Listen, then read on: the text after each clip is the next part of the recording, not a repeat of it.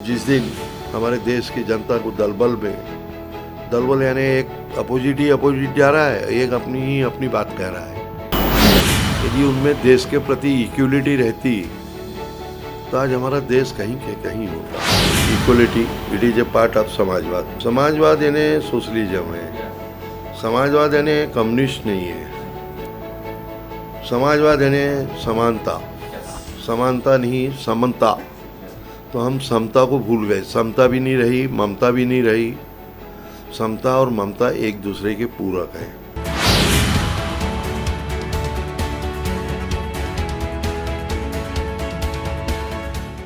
बहुत बहुत स्वागत है दर्शकों आप सभी का इस कार्यक्रम में। इस पेंडेमिक, इस महामारी के दौर में हम बात कर रहे हैं और लगातार रोज़ ही कुछ ऐसी खबरें आ रही हैं जो दिल को दहला रही हैं और रोज़ ही हम निराशा के दौर में जा रहे हैं और लगातार एक ऐसा एक ऐसा वक्त हमारे सामने नज़र आता है कि हम अपने आप को डिप्रेशन में पाते हैं। ये वक्त है कि हम इस डिप्रेशन से बाहर निकलें, हम इस वक्त को समझें और कैसे उससे हम निपट सकते हैं इस पर चर्चा करें। बहुत सारे लोग हैं जो लोग इस पर काम कर रहे हैं, यानी कि जो बिगड़ गई है वो परिस्थिति उसको सुधारने के लिए काम कर रहे हैं। हालांकि सरकार ने हाथ खड़े कर दिए हैं, लेकिन लोगों ने अपना हौसला नहीं छोड़ा है। लोग दूसरों की भी हौसला अफजाई कर रहे हैं और इस दौर में वो सभी की जान बचा रहे हैं। हम अगर कुछ संस्थाओं की बात करें इस देश में, तो कुछ ऐसी संस्थाएं हैं जो लगातार स्वास्थ्य के क्षेत्र में काम कर रही हैं और बहुत सारे उदाहरण, बहुत सारे वीडियोस भी आपने देखे होंगे। आप हमारे पीछे ये जो वीडियो देख रहे हैं, इसमें भी आप देख पा रहे हैं कि कई लोगों ने लगातार पिछले कुछ महीनों से कहीं पर ऑक्सीजन लंगर लगाया है, कहीं पर सिलेंडर पहुंचाने की वो होड़ में लगे हुए हैं, कहीं पर मरीजों की लगातार सेवा की जा रही है। एम्बुलेंस और भी तमाम वो जो जिन चीज़ों की ज़रूरत है लोगों को, वो अपने संसाधनों के आधार पर लोगों तक पहुंचाने का प्रयास कर रहे हैं। और ऐसी ही एक संस्था है नागपुर में जो इस वक्त इस क्षेत्र में काम कर रही है।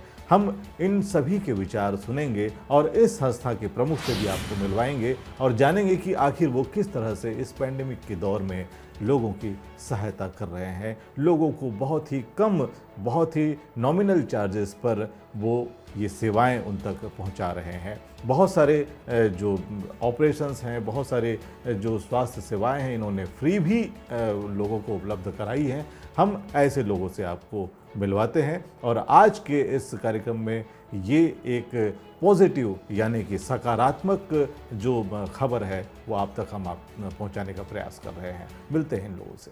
राधा कृष्ण हॉस्पिटल, ये समूह की शुरुआत 1965 से हुई। उसके पहले हम 1981 से 2 रूम से ओपीडी चलाते थे।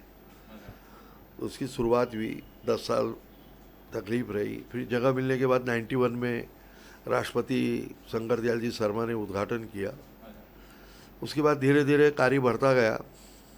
हम लोगों ने आज तक 15,000 ऑपरेशन फ्री किए, लगभग 1.5-2 लाख लोगों का गांव में जा जाके इलाज किया है, दवाई दी है। अब शायद हिंदुस्तान के अंदर हमारी संस्था 6वें-7वें नंबर पे आएगी। नेशनल प्लांटेशन में प्रियदर्शनी अवार्ड हमारी संस्था को मिला था 1 लाख रुपए का 89 में। दुनिया बहुत देखी है पर भारत की माया समझ में नहीं आ रही। मेरे को वापस 1974 दिख रहा है, कहीं 1975 आएगा और 77 में कौन पैदा होगा। ये मोमेंट देश का बदल जाएगा। झंडे बदलते, डंडे नहीं बदलते। इसलिए कोरोना में भी यही हुआ है। ये मेरी भाषा में कह रहा हूँ मैं, क्योंकि हिंदुस्तान के अंदर जब भी बीमारी एंट्री हुई, उसके पहले मैंने डाउट किया था। एक मरीज़ था, वो दुबई से आया, वहाँ बीमार हुआ और इमीडिएटली वो जनवरी के अंदर एडमिट हुआ वेदांता में। उसके पूरे मेरे पास 150 पेज के सिम्टम्स है। उस दिन से मैं कोरोना के टच में हूँ। दुबई से आया हुआ पेशेंट पकड़ में आया नहीं आया, पर उसके बाद जितने भी हिंदुस्तान में लाखों आए, उस समय भारत सरकार से निवेदन किया गया, इनको क्वारंटाइन में रखो जैसे चाइना रखता है। उनको जाने ही मत दो 14 दिन। 7 दिन के बाद निगेटिव आता है, एक एंटीजन टेस्ट होती है, करवा लो। उस समय एंटीजन टेस्ट इंडिया में थी, RT-PCR थी। RT-PCR को 24 घंटा लगता है, 12 घंटा लगता है, वैसे 6 घंटा लगता है, पर 12 घंटे तक रिपोर्ट आती। ट्रंप आया, हमने विरोध किया कि भाई ट्रंप को मत लाओ, कोरोना फैल जाएगा। उस समय बहुत ज़्यादा नहीं था। फिर सरकार भूल गई, वो थाली भी बजाए, हमने देखा उससे कम हो जाएगा, फिर वो रोशनी फेंकी, कोई फर्क नहीं हुआ थाली बजाने का। ऐसा नहीं है कि जिसको कोरोना हो गया यानी कि ये बीमारी जिसको हो गई उसकी मृत्यु निश्चित है, ऐसा बिल्कुल नहीं है। और यही वजह है कि हम इसको अगर सही ढंग से समझें, इसके इलाज को सही तरीके से अगर हम लें तो निश्चित रूप से इस बीमारी से बहुत कम समय में आप उबर सकते हैं, बहुत कम समय में आप इससे बाहर आ सकते हैं। ज़रूरत है सिर्फ हौसले की और ज़रूरत है सही समझ की। प्रोटोकॉल बड़ा सिंपल है और एकदम स्ट्रेट फॉरवर्ड है। भारत सरकार ने कुछ गाइडलाइंस जारी की है जिसके अंतर्गत अपने को उसको फॉलो करना है। उसमें माइल्ड, मॉडरेट, सीवियर कैटेगरी दी जाती है। उसमें भी अ, ब, क ऐसे अलग सब टाइप्स है, जिसके अंदर में ये जैसे sugar, BP, thyroid, asthma, old age, obesity, मोटापा, ये सब चीज़ें हैं। उनके लिए प्रोटोकॉल में हाई रिस्क में आते हैं, मॉडरेट रिस्क में आते हैं। जिनको ये सब चीज़ें नहीं हैं, जो यंग है, उन्हें लो रिस्क बोला जाता है। खासकर CT स्कैन के अंतर्गत भी अपन उसके एक स्कोरिंग करते हैं। तो विभिन्न चीज़ों को देखते हुए, मापदंड को देखते हुए अपनी ट्रीटमेंट देते हैं। और हमारे अस्पताल में जो भी NMC या फिर भारत सरकार की प्रोटोकॉल है उसी को फॉलो किया जाता है।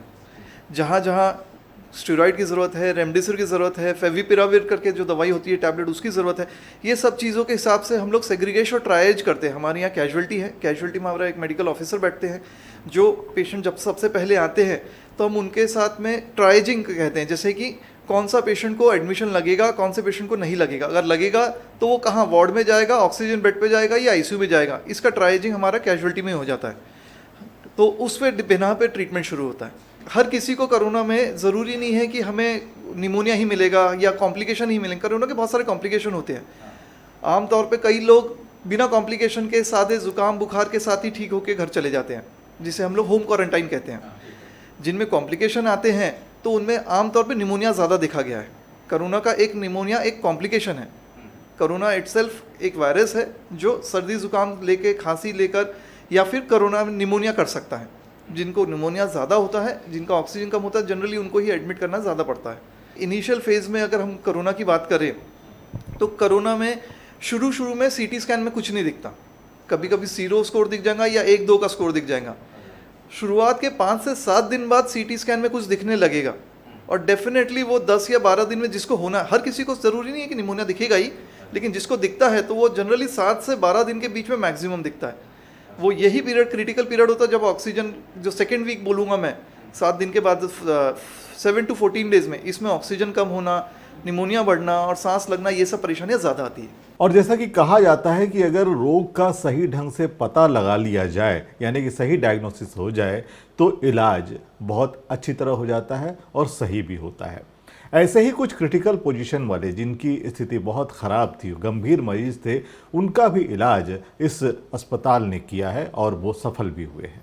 वो पेशेंट आया था लगभग, मैं समझता हूँ जितना मुझे याद है, 20 या 21 के स्कोर पे, मतलब 20-21 का स्कोर, मतलब 25 में से 21 स्कोर अगर हम इसे परसेंटेज में बदले तो लगभग 80-85% का फेफड़ों का डैमेज था। हम आए, ट्रीटमेंट शुरू किया। वो काफ़ी मोटा था, शुगर बीपी भी था, सांस बहुत लग रही थी, तो आते बराबर उसे बाईपाइप वेंटिलेटर लगाना पड़ा था। बाईपाइप वेंटिलेटर एक प्रकार का वेंटिलेटर होता है जिसमें नाक और मुंह को ढककर प्रेशर से ऑक्सीजन दिया जाता है। वो हमने दिया, ट्रीटमेंट देखा, प्रोटोकॉल के हिसाब से रिस्पॉन्स नहीं आ रहा था। फिर हमने पेशेंट के रिलेटिव को मोटिवेट किया कि भाई एक टॉसिजुमैब करके एक दवाई होती है जो साइटोकाइन स्टॉर्म में दी जाती है, वो देना चाहिए। तो रिलेटिव थोड़े से उसके, अब फ़ायदे नुकसान सभी चीज़ों के होते हैं, तो रिलेटिव थोड़ा सा उसमें डिले कर रहे थे डिसीजन लेने में, क्योंकि उनको कॉन्फिडेंस पे लेके देना ज़रूरी रहता है। कोई भी ट्रीटमेंट है तो वो मिलकर ही होता है, पेशेंट और डॉक्टर, उसके रिलेटिव सब मिलकर ही डिस्कस करते हैं कि भाई हमारे लिए ये अच्छा रहना चाहिए, आपके पेशेंट के लिए अच्छा रहना चाहिए, आप ये दवाई दिलवाइए। तो उन्होंने 1-2 दिन डिले किया और दुर्भाग्य से वो 25 में से 25, मतलब 100% का फेफड़ा उसका ख़राब हो गया। अब संयोग ऐसा बैठा कि जैसे ही उन्होंने CT स्कैन देखा, हमने तो पहले ही उनको अंदेशा दे दिया था कि पेशेंट हाथ से जा रहा है, प्लीज़ आप ये टॉसिजुमैब की दवाई दिलवाइए, कम से कम ट्राई तो करते हैं, कोई जादू की दवाई नहीं है, लेकिन ट्राई करने में अपना क्या जा रहा है। तो उन्होंने फिर 25 स्कोर देखकर उन्होंने बोला हाँ ठीक है चलिए आप अब टॉसी दीजिए। उन्होंने 3 दिन बाद उसका डिसीजन लिया, बट ऊपर वाले का करिश्मा देखिए, वो पेशेंट 7 दिन में घर गया। मतलब 100% फेफड़ों के डैमेज होने के बावजूद ऊपर वाले के आशीर्वाद से वो घर गया। टॉसी हर किसी को नहीं लगता है, टॉसिजुमाब की जो दवाई हर किसी को नहीं लगती, उसके कुछ मापदंड होते हैं सरकार के। वो मापदंड में अगर वो क्राइटेरिया में पेशेंट बैठे तो ही दिया जाता है, और उस पेशेंट में वो बैठ रहे थे, लेकिन समहाउ वो पेशेंट के रिलेटिव रेडी नहीं थे। पता नहीं क्यों, उनके शायद फैमिली डॉक्टर ने मना किया, किसी पीयर ग्रुप ने मना किया, मालूम नहीं, लेकिन अल्टीमेटली उन्होंने कहना सुना, ऊपर वाले ने आशीर्वाद दिया और पेशेंट ने वो रिस्पॉन्स दिखाया, तो 7-8 दिन में वो घर गया। हाँ, हालांकि 2 लीटर 3 लीटर ऑक्सीजन उनके साथ में घर भेजे हमने कि भाई घर में अब ऑक्सीजन थेरेपी करिए, हमारी तरफ से तो ट्रीटमेंट कंप्लीट हो गया है, लेकिन वो बाद में फॉलोअप पे भी आया था पेशेंट, और ऊपर वाले की तरह से भी स्वस्थ है। हमारे शरीर की इम्यूनिटी ही काम करती है। अब पहले ओल्ड एज में फर्स्ट वेव में इसलिए परेशानी आई थी क्योंकि ओल्ड एज जैसे शुगर, बीपी, ओल्ड एज, ये सब चीज़ें उनमें ज़्यादा रहती है। अब सेकंड वेव में ये परेशानी कम मिडिल एज में इसलिए आई कि ओल्ड एज को वैक्सीनेशन मिलना शुरू हो गया था, तो कई हमारे पास पेशेंट आए जो वैक्सीनेशन के कारण जल्दी रिस्पॉन्स करके जल्दी घर गए। मिडिल एज में इस बार हमने देखा जब डबल म्यूटेंट था, तो ये जो वेव चल रही है इसके अंदर में मिडिल एज के अंदर में 10-12 का भी स्कोर है या 9-10 का भी स्कोर है, किसी किसी को ऑक्सीजन लग रहा है। हमने फर्स्ट वेव में वो महसूस नहीं किया था। फर्स्ट वेव में 15-16 स्कोर जाता तब जाके उसको ऑक्सीजन लगता था। दुर्भाग्य से इस बार मिडिल एज वालों को जो 9-10 स्कोर के उनको भी ऑक्सीजन लगा, कई ठीक होके भी गए। जैसे मैंने बताया, भगवान की दया से हमारे यहाँ हॉस्पिटल में लेस देन 1% मोर्टेलिटी थी, तो उसका मतलब बाकी लोग घर भी गए। लेकिन थोड़ा सा जिसे मॉर्बिडिटी कहते हैं हम लोग, मॉर्टेलिटी एक अलग होती है जिसे मरना कहते हैं, और मॉर्बिडिटी मतलब जिससे परेशानी होती है पेशेंट को, तो मॉर्बिडिटी इस बार की वेव में थोड़ी ज़्यादा दिखी। कोरोना मूल तौर पे तो एक ही है, उसकी जो क्या कहेंगे, उसकी प्रवृत्ति कहेंगे, सर्दी, जुकाम, बुखार, खांसी, निमोनिया, इस टाइप की चीज़ें करना। तो वो स्ट्रेन से जो है उससे हम इसके लिए कुछ नहीं कर सकते। जो स्ट्रेन आ रहे हैं, आज एक स्ट्रेन आया, कल डबल म्यूटेंट आया, कल ट्रिपल आ सकता है, लेकिन हमें क्या करना है उसके लिए वो है सोशल डिस्टेंसिंग, सैनिटाइज़र, मास्क पहनना और वैक्सीनेशन। वैक्सीनेशन को हमारे मतलब मेरे नज़रिए में की बात करूँ, मेरे ओपिनियन में हमारे इंडिया में इतना तवज्जो या फिर इतना उसको महत्व नहीं दिया गया है। पता नहीं क्यों लोग उससे कतरा रहे हैं। अलग अलग तरह की अफवाहें हैं मोबाइल के अंदर में, व्हाट्सएप के अंदर में, और लोग बेतुकी बातें जिसका कोई लॉजिक नहीं है वो चीज़ें फैला रहे हैं। तो मैं लोगों से आपके माध्यम से ये प्रार्थना करूंगा कि इस तरीके की अफवाहें ना फैलाएं। वैक्सीन बहुत कारगर है, भले ही वो कोरोना होने से नहीं रोक सकती, लेकिन उसकी सिवियरिटी को रोक सकती, चाहे वो आपका म्यूटेंट हो या कोई भी दूसरी चीज़ें हो, ताकि ये जो परेशानियां होती हैं, जो परिवार वालों को हमने देखा है लोगों को रोते हुए, परिवार कोई आईसीयू में है, कोई उसके परिवार वाला ऑक्सीजन पे है या वेंटिलेटर पे है, परिवार वाले परेशान होकर हमसे बात करते हैं, तो हम लोग एक सहानुभूति तो डेफिनेटली देते हैं, लेकिन उनके दिल पे क्या बीत रही होगी वो कोई नहीं सोच सकता, ये कोई नहीं सोच सकता। तो वैक्सीन इसके लिए मैं समझता हूँ रामबाण है, अमृत तो नहीं बोलूँगा लेकिन रामबाण है जो कई चीज़ों को अवॉइड कर सकता है। मैं पायल सिस्टर हूँ, राधा कृष्ण हॉस्पिटल में जॉब करती हूँ, स्टाफ नर्स हूँ। यहाँ पे जब से कोविड चालू है तब से ड्यूटी करती हूँ। यहाँ पे 3 शिफ्ट की ड्यूटी रहती है, और ड्यूटी में हम पीपी किट यूज करके पेशेंट की सेवा करते हैं। जैसे पेशेंट को ट्रीट करना है, जैसे डोजेस वगैरह रहते हैं, तो हम अपने जो शिफ्ट वाइज रहते हैं वैसे डोजेस करते हैं। यहाँ पे पूरा पेशेंट का ट्रीट होता है। यहाँ सुपर डिलक्स में 12 बेड का सुपर डिलक्स है। यहाँ पे वीआईपी पेशेंट ज़्यादातर आते हैं। हमारे यहाँ पे 108 बेडेड का dedicated Covid care health hospital है। हमारे यहाँ पे 41 बेडेड का आईसीयू है, और बाकी सारी बेड्स पे ऑक्सीजन की सुविधाएं उपलब्ध है। हमने अगस्त 2020 में कोविड केयर हॉस्पिटल की शुरुआत की थी, तो तब से अब तक हमने 1100 से 1200 पेशेंट्स की हमने यहाँ पे उपचार किए हैं, और उसमें से बहुत सारे पेशेंट यहाँ से अच्छी तरह से तंदुरुस्त होके यहाँ से डिस्चार्ज होके गए हैं। हमारे यहाँ 3 24 आवर्स कंसल्टेंट उपलब्ध है। साथ में हमारे यहाँ 20 डॉक्टर्स और 80 नर्सेज की टीम 24 घंटा कार्यरत रहती है। राधा कृष्ण हॉस्पिटल है। जब पहली वेव आई थी, मैं आपको बताना चाहूँगा, हम लोगों ने 40-45 बेड से शुरुआत करी थी। 40-45 बेड से शुरुआत करने के बाद हम लोगों का स्ट्रेंथ धीरे धीरे बढ़ते चला गया, जो पिछले वेव में हम लोग 85 से 86 बेड तक हम पहुंच पाए थे। अभी नागपुर की भयावह स्थिति देखते हुए हम लोगों ने इस बार बेड की स्थिति को और मजबूत करते हुए हम 118 बेड तक पहुंच पाए हैं। 118 बेड पे हमारे पास 43 बेड के आईसीयू है, जिसमें हमारे पास लगभग 12 से 15 वेंटिलेटर और एनआईवी मशीन्स हैं। स्थिति ऐसी है कि आईसीयू के पेशेंट्स जो अभी हम देख रहे हैं कि लोग घर पे रह के इलाज करवाते हैं या फिर होटल में जाके सीसीसी जो केयर सेंटर खुले हैं वहाँ इलाज करवाते हैं, उसमें से काफ़ी सारे पेशेंट ऐसे होते हैं जो क्रिटिकल हो जाते हैं और जिनको हॉस्पिटल आने के बाद आईसीयू के बेड की व्यवस्था लगती है। तो इसी को ध्यान में रखते हुए हमारा अभी नेक्स्ट स्टेप ऐसा है कि हम लोग 25 बेड का नया आईसीयू की तैयारी कर रहे हैं, जो 118 बेड के अलावा 25 एडिशनल आईसीयू बेड और प्रोवाइड करेगा आने वाले 15 दिनों में। तो नागपुर की स्थिति ऐसी है, अगर आप भी देख रहे होंगे कि जो जनरल वार्ड में बेड्स हैं वो और जो बिना ऑक्सीजन वाले बेड्स हैं वो थोड़े से खाली चलते हैं because of additional support from Covid care centres, जो कि पिछले 15 दिनों में काफ़ी तेज़ी से बढ़े हैं नागपुर में, जो कि एक बहुत अच्छी बात है। अब समय की परिस्थिति को देखते हुए अगर हम देखें तो आईसीयू बेड की बहुत ज़्यादा रिक्वायरमेंट है, जिसमें वेंटिलेटर की रिक्वायरमेंट है। तो राधा कृष्ण हॉस्पिटल इसी को ध्यान में रखते हुए, समय की गति को और समय की परिस्थिति को समझते हुए आईसीयू की बेड की फैसिलिटी नागपुर के लिए बढ़ाना चाहता है, जिसके लिए हम 25 बेड आने वाले 15 दिनों में समर्पित कर पाएंगे नागपुर को। हम लोगों ने नए 6 वेंटिलेटर और 6 एनआईवी नॉन इन्वेजिव वेंटिलेटर ऐसा भी प्लान किया हुआ है, जो नए आईसीयू के लिए हम लोग प्रोवाइड कर पाएंगे। ऑक्सीजन की किल्लत बीच में हो रही थी, जब जो सप्लायर्स थे उन्होंने जो एनएमसी के माध्यम से जो एक अमाउंट फिक्स हुए थे, उस समय किल्लत आ रही थी, बट नागपुर के एनएमसी के माध्यम से, कलेक्टर साहब की मदद से और प्रशासन की मदद से ये किल्लत से निजात पाने के लिए काफ़ी मदद मिली है। ऐसी स्थिति नहीं आई कि किसी को ऑक्सीजन की कमी की वजह से कोई पेशेंट क्रिटिकल हो गया हो। समय रहते हुए ऑक्सीजन की पूर्ति की गई। हॉस्पिटल में जो ट्रस्ट का ये बताना चाहूँगा, राधा कृष्ण हॉस्पिटल जो है एक ट्रस्ट का हॉस्पिटल है। ट्रस्ट से जुड़े हुए बहुत सारे ऐसे महानुभाव हैं जो अपना पर्सनल काम और पर्सनल जो एक उनकी जो बिज़नेस होती है या उनकी जो काम होते हैं वो छोड़ के हॉस्पिटल की मदद करते हैं।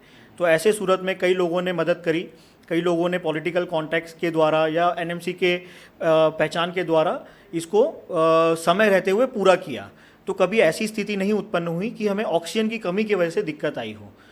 मैं ज़रूर कहना चाहूँगा कि बीच में आज से 10 दिन पहले तक रेमडेसिविर की थोड़ी सी दिक्कत चल रही थी। एक इंजेक्शन होता है रेमडेसिविर नाम का, जो अगर स्टार्टिंग के फेज़ में कोविड के पेशेंट्स को दिया जाता है तो रिकवरी जल्दी होने की अपेक्षा रहती है। रेमडेसिविर देने से पेशेंट की मृत्यु टल जाती है ऐसा नहीं होता है, उसको हम कहते हैं कि मॉर्टेलिटी बेनिफिट नहीं होता है, बट रिकवरी जल्दी होने की संभावना रहती है, पेशेंट और ख़राब होने की संभावना नहीं रहती। इससे ऑटोमेटिकली मॉर्बिडिटी और मॉर्टेलिटी कम होने की संभावना रहती है। कुछ दिनों पहले एक शब्द, एक वाक्य बहुत प्रचलित रहा और अभी भी हम उसको महसूस कर पा रहे हैं कि जिस वजह से वो बोला गया था वो कुछ और ही वजह निकल कर सामने आ रही है। जिस वो वाक्य था आपदा में अवसर। ये आपदा में अवसर को हम अगर अभी इस वक्त देखें तो लोगों ने इस बीमारी को भुनाने का एक नया षड्यंत्र, एक नया तरीका ढूंढ लिया है कि लोगों ने इस वक्त उन तमाम चीज़ों के दाम बढ़ा दिए हैं, उन तमाम चीज़ों की कालाबाजारी या उन तमाम चीज़ों को अपने पास इकट्ठा करके उसकी आपूर्ति कम कर दी है जिनकी इस वक्त सख्त ज़रूरत है, जिन चीज़ों की इस वक्त मरीज को ज़रूरत है और जिसके लिए लोग मुँह मांगे दाम या लोगों ने अपने मकान, लोगों ने अपने जेवर तक बेच दिए हैं। तो ऐसी स्थिति में लाभ कमाने, मुनाफा कमाने वाले लोग भी जब काम कर रहे हैं, ऐसे में भी कुछ लोग हैं जो इन तमाम सुविधाओं को, इन चीज़ों को लोगों तक मुहैया कराने के लिए अपना खुद का दान कर रहे हैं। 20,000 का गुना भाग बहुत सिंपल है। 6 करोड़ जांच हुई, 2,000 रुपये से लूटा गया, तो 6 करोड़ को 2,000 से गुना कर लो, 12,000 करोड़ हो गए ना। उसके बाद भी लूट रहे। 500 का रेट गवर्नमेंट ने फिक्स किया, सुप्रीम कोर्ट में केस डाले तो आज भी 1,200 ले रहे हो, खुलेआम बिल दे रहे। उन पे हम सब पे केस डालेंगे। 500 रुपये का रेट लेते हैं, 700 रुपये लिखते हैं अदर टेस्ट। अरे भैया अदर टेस्ट एंट्री तो बताना पड़ेगा। उसका खून लिया, उसके खून का ब्लड ग्रुप ये था, ऐसे थोड़ी 700 ले लेगा। किसको टाइम है, किताब में एंट्री करना पड़ता ना, तो वो पत्ते खुल जाएंगे सब। हम पूरे इंडिया में इसमें केस डालेंगे। अब उससे बड़ा लफड़ा हो रहा है रेमडेसिविर में, उससे बड़ा लफड़ा हो रहा है तोसी में। वो हमने 700 रुपये से लेके 1,900 रुपये तक, 899 से 1,900 तक हजारों रेमडेसिविर बांटे। आज रेमडेसिविर ब्लैक मार्केट में बिक रहा है 30,000 से 35,000 में, 1 लाख रुपए में 3। अभी हमारे यहाँ गरीब लोग नहीं खरीद सकते थे, 150 इंजेक्शन फ्री बांटा, पूरा रिकॉर्ड है, पूरे न्यूज़पेपर सोशल मीडिया सब गवाह है। गरीब आदमी को तो भर्ती करोगे, ज़्यादा रेमडेसिविर मार्केट से ला, मिलता ही नहीं। कलेक्टर बेचारा क्या करेगा, इतना अच्छा आदमी, 25% माल बांटता है वो। तो हमारे पास रिजर्व कोटा था, कुछ कंपनियों से हमारे कांटेक्ट बहुत है, डायरेक्ट ले आए, बांट दिया हमने फ्री में बांटे तो हमारे पे ऑब्जेक्शन आया, बोले तुम फ्री में क्यों बांट रहे। अरे मेरा माल है, मैं फोकट में लुटाऊं? तुम्हारे कोटे का माल मैं यदि बेचूं तो तुम मेरे पे अंगली उठाओ। गवर्नमेंट के कोटे का हम एक एक रिकॉर्ड रखते, हम कहाँ से ला रहे हैं, क्या ला रहे हैं, वो जानकारी देने का मांगने का किसी को अधिकार नहीं है। हम ला के दे रहे, हाँ हम ब्लैक करे, किसी से पैसे ज़्यादा ले हुए तो गुनाह है, हमको चौराहे पे लटका दो। तो हमारी पॉलिसी से बहुत लोग तरमरा गए। अभी हमने लिखा है हमको डायरेक्ट दो, हम 899 में नहीं फ्री में बांट देंगे नीडी आदमी को और हमारे हॉस्पिटल। ये लिख के दिया, ये बच्चे ने टाइप किया, उसकी एक एक कॉपी देता हूँ। अब रेमडेसिविर के इंडिया में 1 करोड़ लोग बीमार हुए, 1 करोड़ में 6 इंजेक्शन लगते हैं, कितने हुए? 6 करोड़। वही माल 900 रुपये में आज भी बिक रहा है, मिलता नहीं है। वही माल आज 4,000 में बिक रहा है। वही माल हमने 700 में खरीद के 1200 में बेचा, 860 में। वो 860 का माल हमने 4200 तक खरीदा। अरे भैया, मरता आदमी क्या नहीं करता, हम मर रहे हैं, हमारे पेशेंट भाई मर रहे हैं, तो मेरे को उनकी सेवा देखो कि सरकार से लड़ूं। आप यदि एक आपके परिवार में कोई बीमार पड़ता है तो आप उसका इलाज देखेंगे या पैसे देखेंगे? वैसे हमारी संस्था आपकी संस्था है, आपके जैसा कॉमन मैन हमारे संस्था का मेंबर है। हमको प्रचार नहीं करना, इलेक्शन नहीं लड़ना, वोट नहीं लड़ना। हर चीज़ पैसे से नहीं होती, कुछ चीज़ें होती हैं जो अपने कॉन्टैक्ट्स के थ्रू या फिर कुछ लोग भी जुड़ते हैं इसके साथ। ट्रस्ट का होने के कारण कई लोगों ने आगे आकर मदद की है। अब हमारे अस्पताल में जैसे फ्री में खाना दिया जाता है, ये सब ट्रस्ट के पैसे के थ्रू ही आता है, जो डोनेशन से आता है उसके थ्रू ही हो रहा है, नहीं तो दूसरे अस्पताल में इसके चार्जेस भी लगाए जाते हैं। सर अपने यहाँ ऐसी स्थिति थी, सबसे पहले तो जो ब्लैक होते थे वो या तो स्टॉकिस्ट लेवल पे कह लीजिए या फिर फार्मेसी के माध्यम से या फिर हॉस्पिटल के माध्यम से ब्लैक होते थे। हॉस्पिटल के माध्यम से कैसे हैं कि कोई वार्ड बॉय हैं, अब जो 4th क्लास वर्कर होते हैं जिनकी कमी महसूस होती है जब पेशेंट के नंबर बढ़ जाते हैं हॉस्पिटल में, तो ये लोग अनट्रेंड लोग भी कई लोग आते हैं, जो लोग जॉब की सर्च कर रहे हैं वो लोग भी आ जाते हैं। तो क्योंकि लालच में ये लोग रेमडेसिविर की चोरियां करते हैं, पेशेंट के पास से उठा लेते हैं।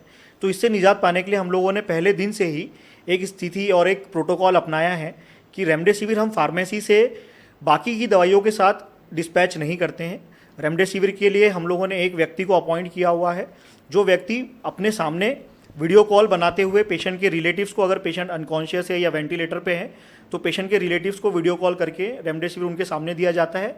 या पेशेंट अगर कॉन्शियस है, कॉन्शियस मतलब अगर खुद समझ सकता है, तो उनको हम कहते हैं कि सर आप वीडियो बना लीजिए या फ़ोन ले लीजिए, फ़ोटो ले लीजिए, बाकायदा उस पर उसका नाम लिख कर आता है, तारीख लिख कर आती है, और उनके सामने ही इंजेक्शन खोल के उनके सामने उसी समय तुरंत लगाया जाता है। तो इसमें हम लोगों ने एक हायरार्की बना ली है, कैटेगराइज कर लिया है कि एक व्यक्ति हॉस्पिटल जब अगर 4 लोगों के हाथ में कमान रहती है तो रिस्पॉन्सिबिलिटी बढ़ जाती है, बट अगर रिस्पॉन्सिबिलिटी एक व्यक्ति के जिम्मे डाली जाती है तो वो व्यक्ति ईमानदारी से भी काम करता है, क्योंकि उसके ऊपर सारे लोगों की नज़र रहती। तो ऐसा हम लोगों ने एक सिस्टम बनाया हॉस्पिटल की तरफ से। दूसरा एक हम लोगों ने एक लेवल डाला है कि हम वीडियो कॉल या फिर वीडियो कॉन्फ्रेंसिंग करें, या फिर पेशेंट अगर कॉन्शियस है तो उनको बोले कि वीडियो बनाइए और उनके सामने दिया जाए। तो ये सब चीज़ों से चोरी होना या फिर रेमडेसिविर का अब अगर आप देखेंगे तो पिछले 15 दिनों में ये सारी चीज़ों में कमतरता है सभी जगह। इसके साथ मैं प्रशासन का भी धन्यवाद दूंगा कि उन्होंने रेमडेसिविर के जो रेट्स थे सभी कंपनियों के काफ़ी हद तक कम किए, और जो जैसे उन्होंने CT स्कैन के रेट्स को एक कैपिंग करा या हॉस्पिटल के बेड्स के रेट को एक कैपिंग किया, तो ये सब चीज़ों को ध्यान में रखते हुए उन्होंने रेमडेसिविर के रेट्स को भी कैपिंग किया है। ये नागपुर की जनता के लिए और नागपुर के आसपास के जो विलेजेस है या रूरल एरिया है उनकी जनता के लिए ये काफ़ी अच्छा कदम मैं मानता हूँ कि प्रशासन के द्वारा लिया गया है। बहुत बड़ा गेम है, फिर रेमडेसिविर लेना ही नहीं चाहिए।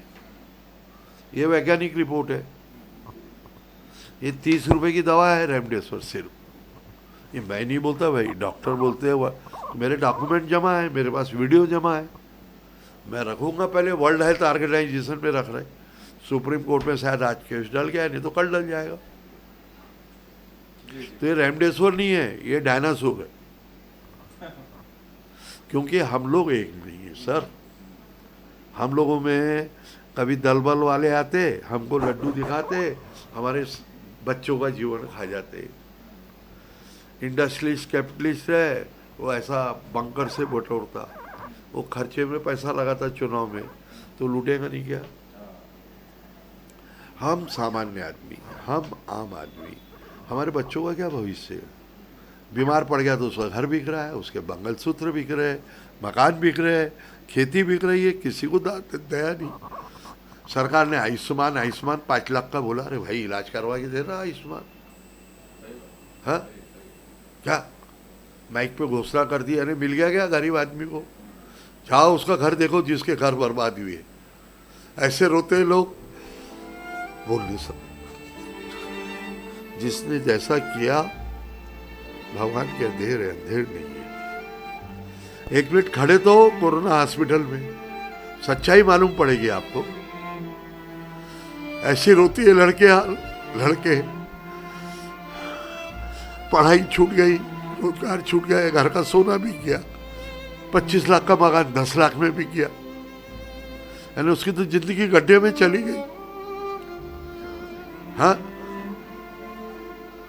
हमारे यहाँ जितने बेड्स थे पहले, उतने बेड्स को दवा नहीं मिली, ऑक्सीजन नहीं मिला। किसकी जवाबदारी है? बेड्स को खड़ा करना दूर की बात है। मेरे को बोले कि आप क्या सत्ता पार्टी के विरोधी है? मैं बिल्कुल नहीं हूँ, मैंने मेरा वोट कमल को दिया है, वो मेरी सबसे बड़ी भूल है। तो दर्शकों, आज के इस कार्यक्रम में हमने प्रयास किया उन लोगों के कार्यों को आप तक पहुंचाने का जो लोग इस पेंडेमिक, इस महामारी के दौर में अपना सब कुछ दान कर रहे हैं, अपने सेवा भाव का यहाँ पर प्रदर्शन कर रहे हैं। जो कुछ ऐसे भी लोग हैं जो बिना किसी दिखावे के लोगों की सहायता कर रहे हैं। ऐसा आप भी कर सकते हैं। बहुत सारे लोग हैं जिन तक हम नहीं पहुंच पाए हैं, जिनके कार्यों को आप तक नहीं पहुंचा पाए हैं। अगर आप उन लोगों को जानते हैं जो लोग ये काम कर रहे हैं, तो हमसे ज़रूर संपर्क करें। आप जो बॉक्स में, आप मैसेज बॉक्स में, आप कमेंट बॉक्स में ये बात बता सकते हैं, हम उनसे संपर्क करेंगे। बहुत बहुत धन्यवाद।